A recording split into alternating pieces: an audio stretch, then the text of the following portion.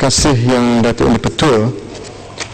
Sebelum saya memulakan perbahasan pada petang ini, saya juga ingin merakamkan penghargaan dan terima kasih kepada sahabat saya yang berhormat Lanang yang memberikan laluan kepada saya untuk menyertai perbahasan pada petang ini. Kita kawan, Datuk Yang Di-Pertua. Ya, Lanang bagi laluan dan dipanggil oleh speaker. Ya, dengan persetujuan Datuk Yang Di-Pertua. Datuk Yang Di-Pertua, saya menjunjung kasih atas titah Seri Paduka Baginda Yang Di-Pertuan Agong sewaktu pembukaan mesyuarat pertama Penggal ke-5 Parlimen ke-13, di mana Tuanku telah menegaskan beberapa aspek pembangunan termasuk ketirisan dan rasuah yang perlu ditangani secara bersama dan menuntut semua pihak untuk mendukung usaha SPRM bagi membenteras amalan rasuah di semua peringkat. Keprihatinan Tuanku terhadap rakyat juga meliputi usaha untuk meningkatkan kerjasama antara kerajaan persekutuan dengan kerajaan-kerajaan negeri, terutamanya dalam menangani cabaran-cabaran mendatang demi kesejahteraan rakyat dan negara. Justru menjadi tanggungjawab saya untuk menyertai perbahasan pada petang ini dalam usaha mengangkat martabat rakyat Malaysia.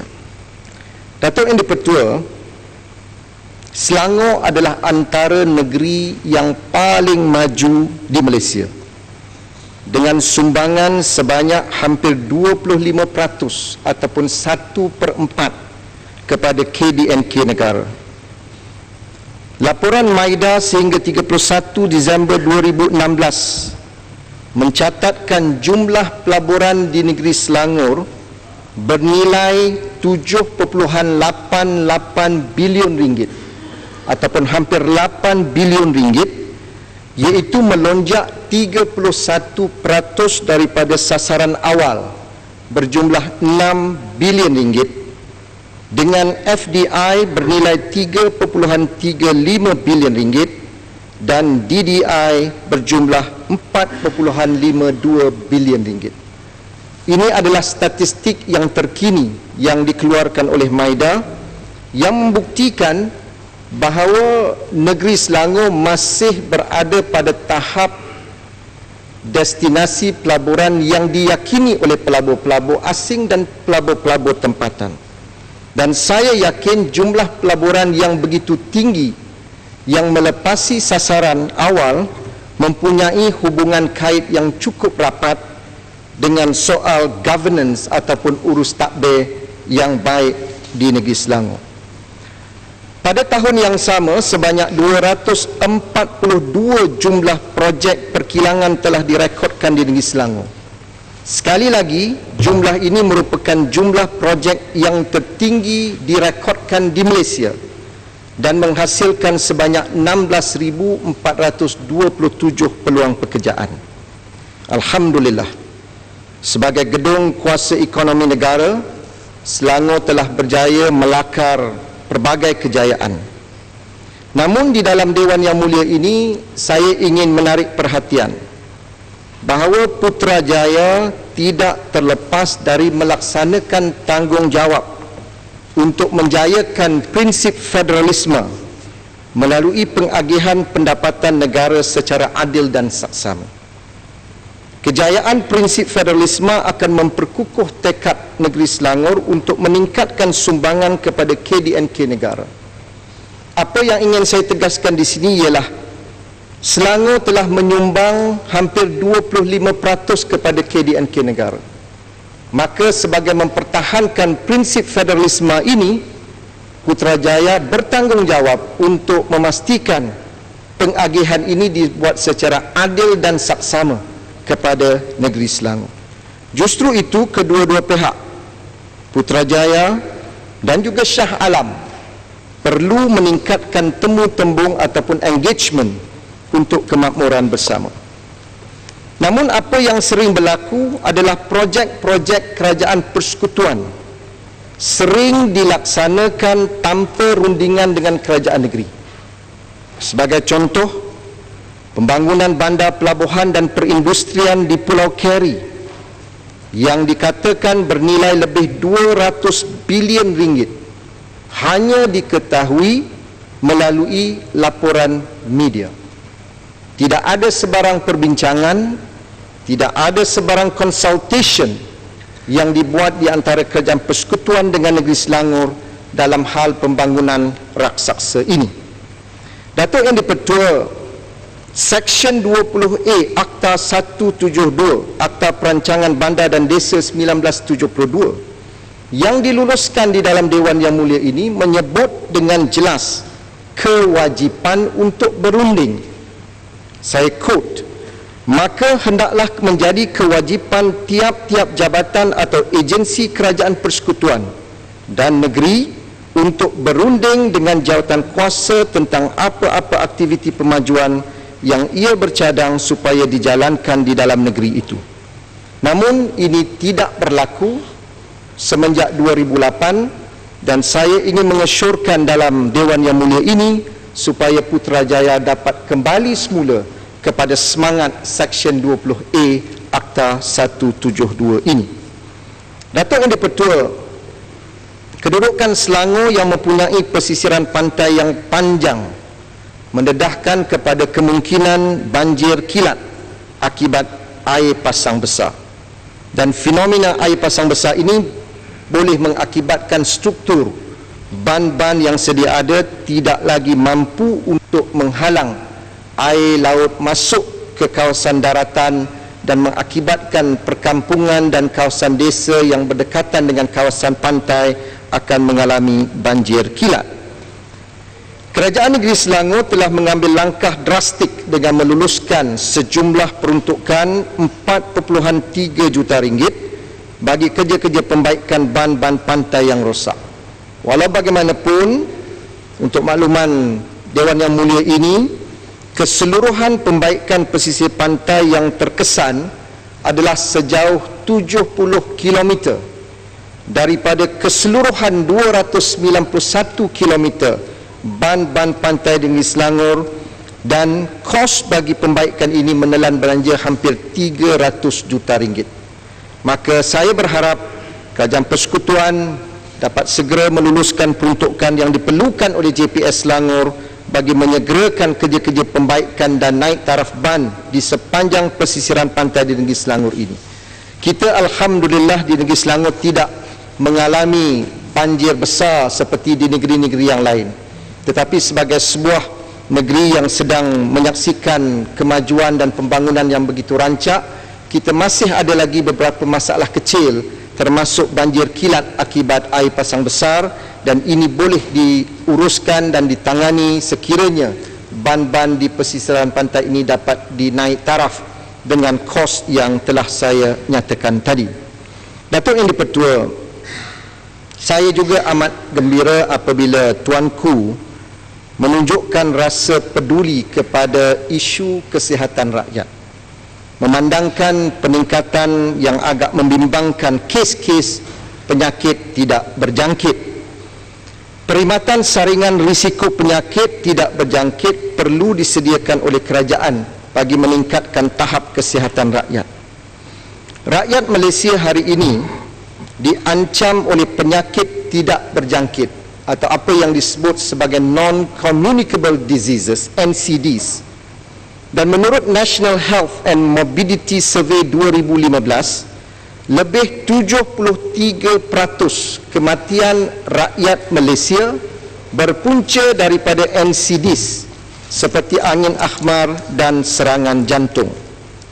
Manakala menurut laporan WHO, antara cara terbaik menangani penyakit tidak berjangkit adalah melalui program berimpak tinggi yang disediakan melalui pendekatan rawatan kesihatan asas atau yang disebut sebagai primary care approach untuk mengukuhkan pengesanan awal dan rawatan awal yang tepat pada masanya. Untuk makluman Dewan Yang Mulia ini, Kerajaan Negeri Selangor telah melaksanakan skim peduli sihat yang menelan kos sebanyak 125 juta ringgit untuk membiayai rawatan kesihatan asas ataupun primary care ini, termasuk melakukan saringan kesihatan supaya kita boleh mengesan tanda-tanda awal sekiranya seseorang itu akan menghidapi penyakit-penyakit yang kronik.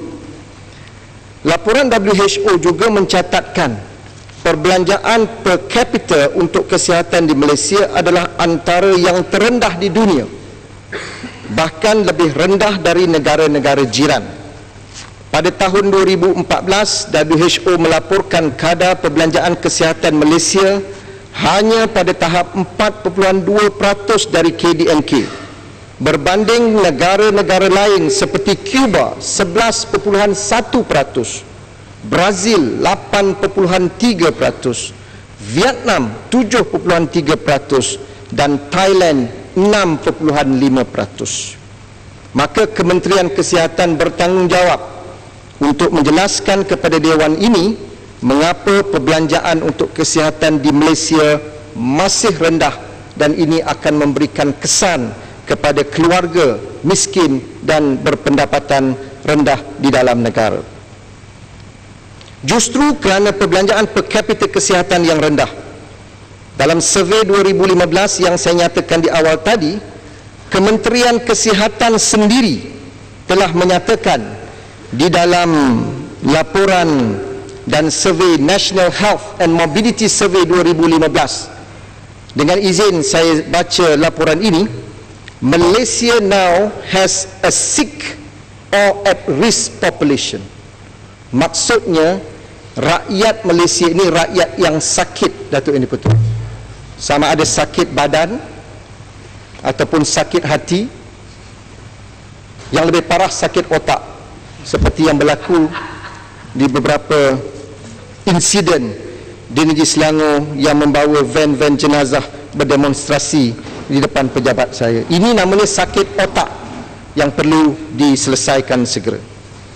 Maka saya ingin menggesa Kementerian Kesihatan supaya segera melaksanakan program kesihatan asas ataupun primary health care program sebagaimana yang telah dimulakan oleh Kerajaan Negeri Selangor. Dan untuk makluman Datuk Yang di-Pertua, program peduli sihat di Negeri Selangor ini adalah program yang terunggul di Malaysia dan hanya berlaku di dalam Negeri Selangor. Jadi kalau Datuk Yang di-Pertua ingin menyertai program ini, sila berhijrah ke Negeri Selangor. Datuk Yang di-Pertua, Tuanku juga menzahirkan keprihatinan terhadap isu pemilikan rumah di kalangan rakyat dan usaha untuk menyediakan lebih banyak rumah mampu milik kepada golongan berpendapatan rendah dan sederhana perlu dipertingkatkan. Namun indeks kemampuan Bank Dunia menunjukkan rakyat di seluruh negara di Malaysia tidak mampu membeli rumah. Jika seseorang berpendapatan RM100,000 setahun, dia secara purata hanya mampu untuk memiliki kediaman yang berharga RM300,000 dan ke bawah. Di Lembah Kelang sahaja, harga rumah purata di Lembah Kelang adalah 7.9 kali ganda pendapatan penengah tahunan. Maka di Selangor kita telah memulakan dasar pendemokrasian pemilikan rumah ataupun house owning democracy bagi menjamin hak rakyat di dalam negeri Selangor untuk memiliki sebuah rumah yang affordable dan berkualiti. Kita menyediakan rumah-rumah yang bukan sahaja mampu dimiliki, tetapi rumah-rumah ini mesti berkualiti supaya mereka mempunyai potensi untuk nilai yang lebih tinggi di masa yang akan datang. Walau bagaimanapun, kita sedia maklum negara hari ini sedang menghadapi masalah end financing. Lebih 50% permohonan pinjaman perumahan ditolak oleh bank-bank tempatan. Saya telah beberapa kali menggesa Bank Negara untuk menyemak semula skim pinjaman perumahan bagi membantu golongan yang berpendapatan rendah dan sederhana untuk memiliki rumah, khususnya kumpulan first time home buyers, mereka yang kali pertama untuk memiliki rumah, dan juga golongan profesional muda. Selain itu, saya juga ingin menyeru supaya Kementerian Keuangan dapat membantu bank-bank tempatan. Mereka juga harus mengambil sikap sebagai corporate citizens, mengambil tanggungjawab, menyumbang ke arah pengukuhan dasar house owning democracy ini. Dan dalam hal ini, bank negara perlu memainkan peranan untuk memastikan institusi keuangan dalam negara berperanan untuk menangani isu and financing.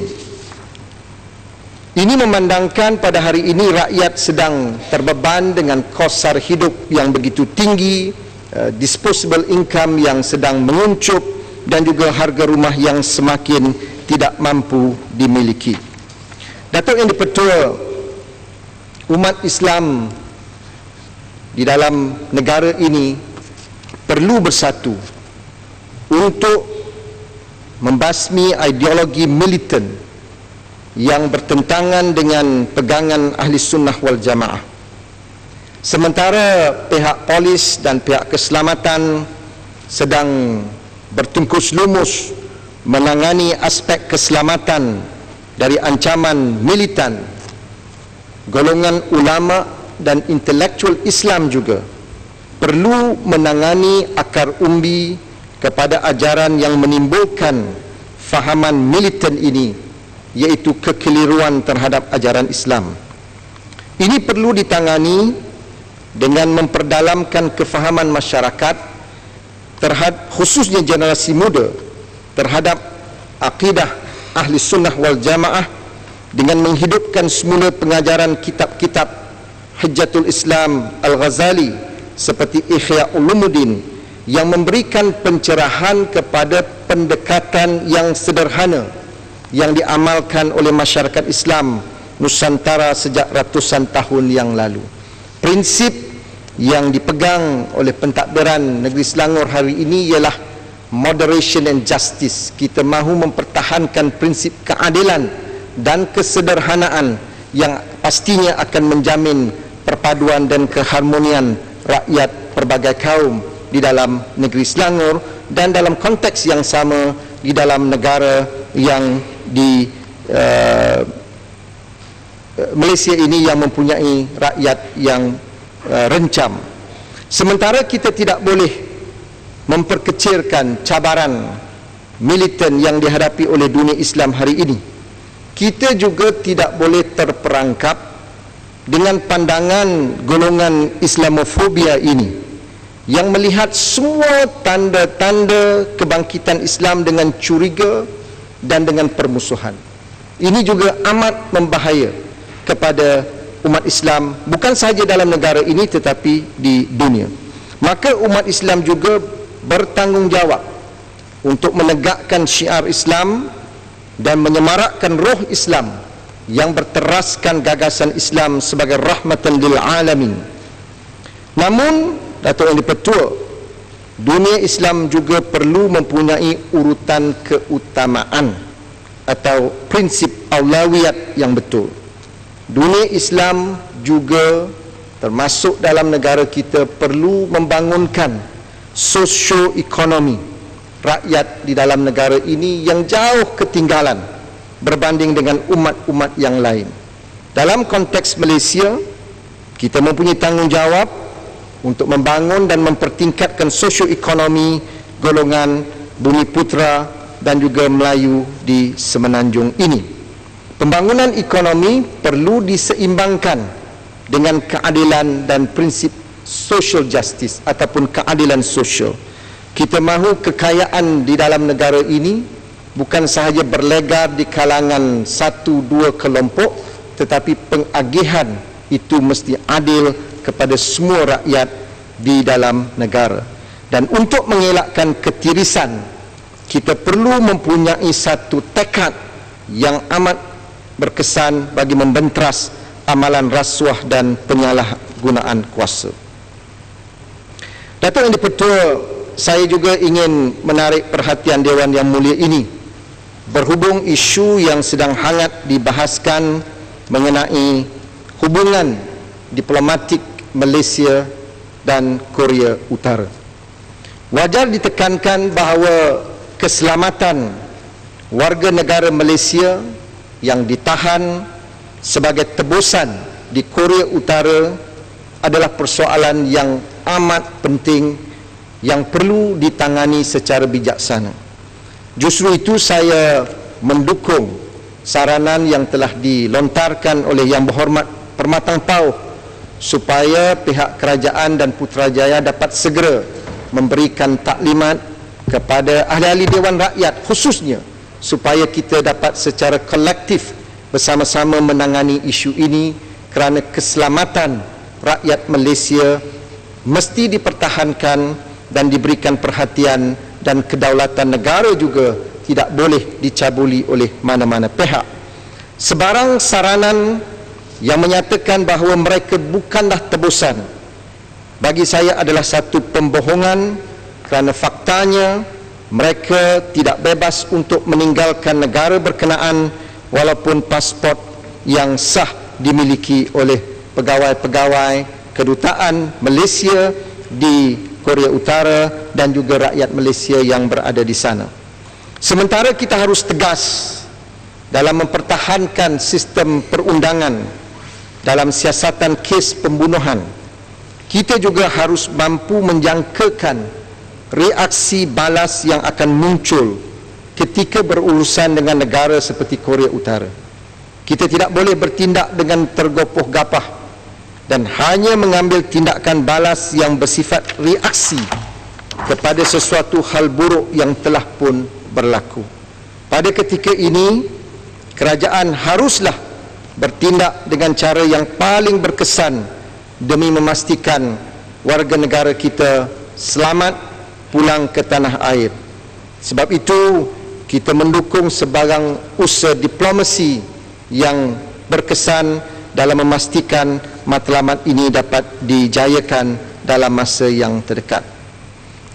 Datuk Yang di-Pertua, pada tahun ini negara akan merayakan hari kemerdekaan yang ke-60.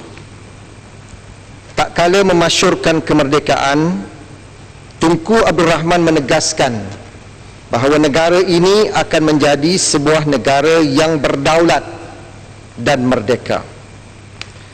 Kerajaan negeri Selangor amat menghargai peranan dan pengorbanan anggota keselamatan, khususnya veteran Angkatan Tentera Malaysia. Namun saya ingin merekodkan dalam Dewan Yang Mulia ini bahawa daripada lebih 370,000 bekas anggota tentera, lebih 260,000 merupakan veteran tidak berpencen. Bukan semua di kalangan mereka itu menikmati faedah pencen. Lebih daripada 50% veteran Angkatan Tentera adalah veteran tidak berpencen. Maka untuk melindungi dan memelihara kebajikan golongan ini, saya berharap Kerajaan Persekutuan dapat segera tampil menyediakan program-program latihan dan program-program untuk menjaga kebajikan mereka, memandangkan mereka tidak mempunyai faedah pencen, namun mereka telah lama memberikan khidmat dan berkorban untuk mempertahankan kedaulatan negara dan keselamatan rakyat Malaysia. Bagi peringkat kerajaan negeri, kita telah pun memulakan satu program mulai tahun ini di mana Kerajaan Negeri Selangor memperuntukkan sejumlah RM1 juta kepada tabung pahlawan Angkatan Tentera Malaysia dan program kemasyarakatan dan kebajikan veteran Angkatan Tentera Malaysia. Datuk Yang di-Pertua, dalam isu keselamatan nasional adalah menjadi prinsip umum mengenai kestabilan geopolitik dan keselamatan di mana semua negara yang berdaulat dan merdeka wajib mempunyai kawalan mutlak dan kuasa undang-undang atau dengan izin jurisdiction ke atas tanah dan wilayah perairan.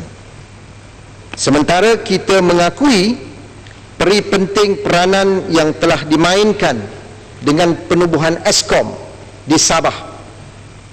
Kita juga dalam Dewan yang mulia ini perlu memberi perhatian tentang laporan yang menyebut bahawa terdapat aset ketenteraan kuasa besar asing yang sudah pun berlabuh di dalam wilayah perairan negara.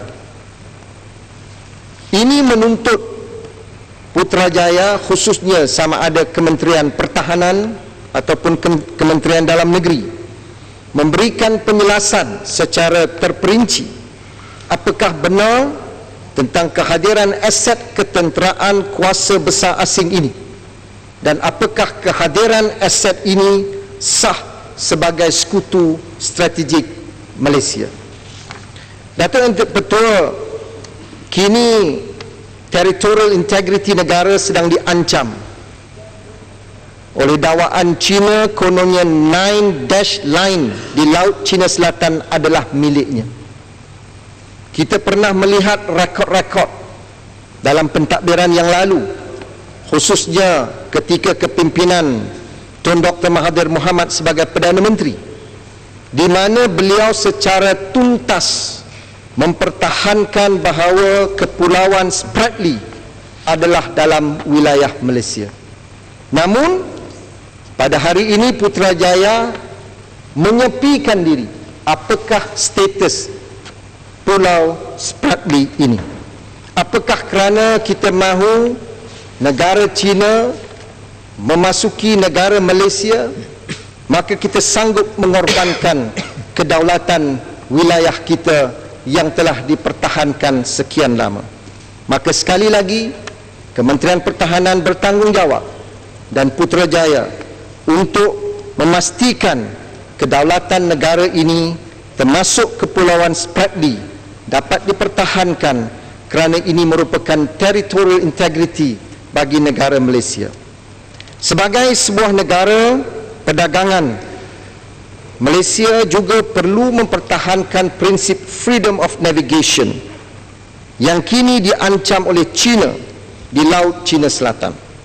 Isu Laut Cina Selatan adalah persoalan kestabilan dan keselamatan serantau, dan kita perlu menghadapi perkara ini secara kolektif, dan kita tidak boleh terperangkap dengan pandangan kuasa besar yang mahu menanganinya secara dual hala ataupun bilateral.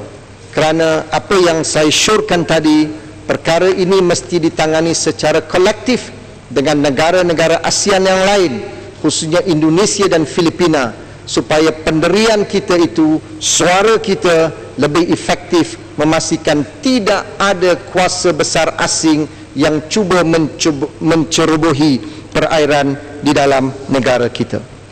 Maka ASEAN adalah platform yang terbaik. Kita jangan sekali-kali terjebak dalam perang dingin yang baru. Kita perlu berkawan dengan semua pihak dan semua negara, dan tidak hanya berpihak kepada satu kuasa besar sahaja. Saya ingin mengulangi seruan saya sebelum ini di Dewan Mulia ini, agar kita dapat menyegarkan balik dan memperkasakan kembali doktrin Zoffan yang telah dicetuskan oleh almarhum Tun Abdul Razak sebagai satu doktrin penting dan pegangan kita demi menjamin ketenteraman Laut Cina Selatan daripada sebarang konflik. Dengan perbahasan yang telah saya sampaikan tadi, Datuk Yang di-Pertua, saya bagi pihak rakyat Gombak mendukung titah Seri Paduka Baginda Yang di-Pertuan Agong ketika merasmikan Dewan Rakyat dan Dewan Negara baru-baru ini, dan saya berharap kerajaan Persekutuan di peringkat Putrajaya dapat mengambil langkah-langkah yang proaktif untuk membangunkan negara dan bangsa Malaysia secara adil dan saksama. Terima kasih Datuk Yang di-Pertua. Yang Muhammad Jasin. Terima kasih Yang Berhormat.